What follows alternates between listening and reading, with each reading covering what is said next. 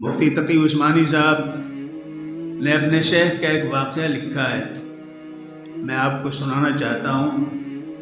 انہوں نے لکھا ہے کہ میرے شیخ ڈاکٹر عبدالحی عارفی رحمۃ اللہ علیہ ایک دفعہ ہندوستان گئے اور ایک تانگے پر بیٹھ کر کے وہ کہیں جا رہے تھے۔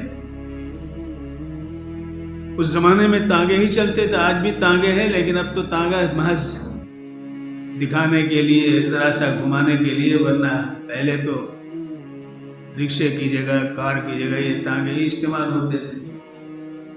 تو تانگے پہ بیٹھ کے جا رہے تھے، اچانک تانگے والے نے تانگا روک دیا، اور روکنے کے بعد اس نے کہا حضور جلدی نیچے اتریے، جلدی نیچے اتریے۔ کہیں کیا بات ہے؟ کہا بہت سخت آندھی آنے والی ہے، بہت سخت آندھی آنے والی ہے۔ انہوں نے کہا کہیں آندھی ودھی کا تو کہیں یہ نہیں، کہا نہیں اتر جائیے۔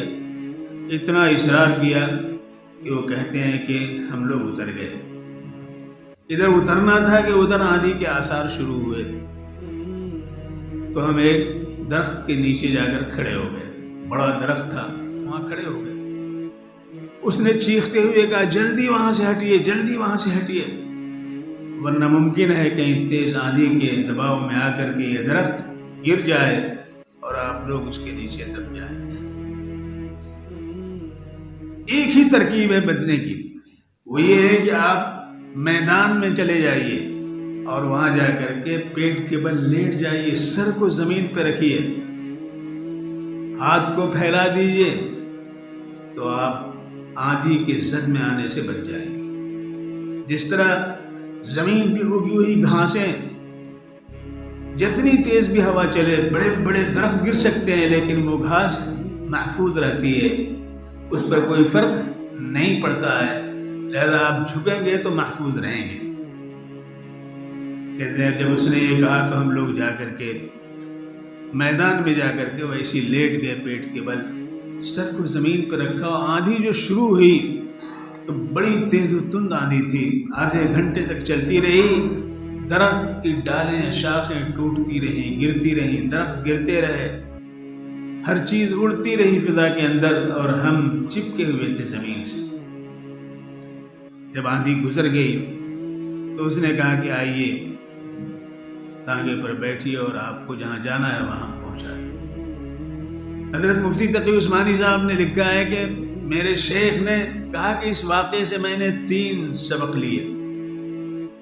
پہلا سبق یہ میں نے لیا کہ ہمیشہ تجربہ کار کے تجربے سے فائدہ اٹھانا چاہیے۔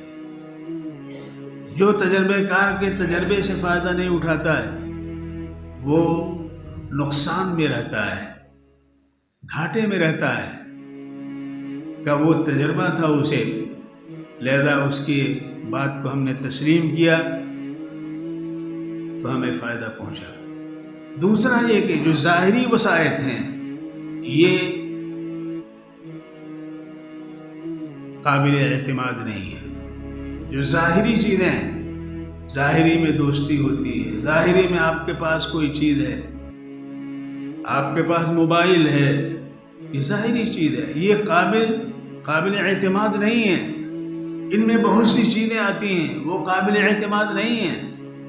رتب و یابس کا وہ ایک ذخیرہ ہے، وہ قابل اعتماد نہیں ہے۔ آپ کو پڑھنا ہے تو کتابیں پڑھیے، آپ کو لکھنا ہے تو دوسروں کی تحریریں پڑھ کر کے لکھیے۔ تو یہ ظاہری وسائط جو ہیں جن سے کچھ چیز ملتی ہے یہ قابل اعتماد نہیں ہے۔ یعنی ہم نے یہ سمجھا تھا کہ درخت کے نیچے ہم جائیں گے تو محفوظ رہیں گے، سیف رہیں گے، یہ ظاہری وسائط، لیکن اس تجربہ کار نے کہا نہیں، اس پر اعتماد نہ کیجیے، درخت گر سکتا ہے اور آپ اس کے نیچے دب سکتے ہیں۔ تیسری بات یہ معلوم ہوئی کہ اگر ہم کھڑے ہوتے تو آندھی کی تیزی کے ساتھ ہم گر سکتے تھے، ہمارے اوپر کوئی چیز گر سکتی تھی، تانگے ہی پہ رہے تو تانگا لڑک سکتا تھا، لیکن ہم جب جا کر کے زمین پہ لیٹ گئے، سر کو زمین پہ رکھ دیا تو ہم سیف ہو گئے، آندھی اوپر سے گزر گئی، ہمارا کچھ نہیں بگڑا۔ اسی طرح سے یہ معلوم ہوا کہ آخری یہ بات ہے کہ حالات جیسے بھی کشیدہ ہوں، ماحول جتنا بھی برہم ہو، اگر ہم اللہ کے حضور میں سر نیاز کو خم کریں گے، اس کی بات تسلیم کریں گے تو ہم کامیاب رہیں گے اور سیف رہیں گے۔